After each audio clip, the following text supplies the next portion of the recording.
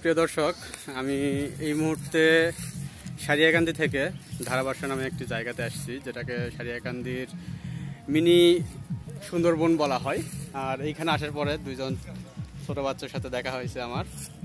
তোমাদের নাম কি? মিলন। আর তোমার নাম? রাকিব।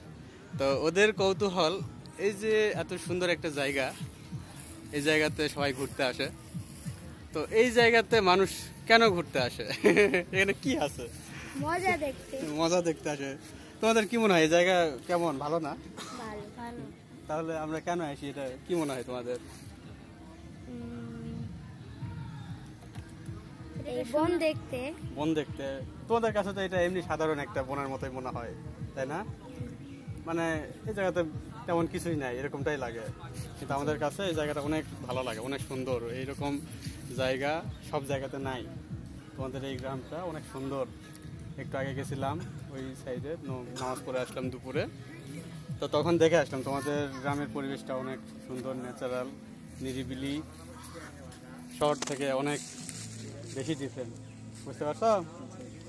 তো এই গ্রামের যে সৌন্দর্যটা আছে, এটা ধরে রাখার দায়িত্ব কাদের? তোমাদের। তো এই জায়গা অবশ্যই সুন্দর করে ধরে রাখবা। আর পড়াশোনা করো, পড়াশোনা কন্টিনিউ করবা, ভালোভাবে পড়াশোনা করো, ঠিক আছে? মিলন আর কি? রাকিব। তো ঠিক আছে, ভালো থাকো। হ্যাঁ, ওকে, আল্লাহ হাফেজ।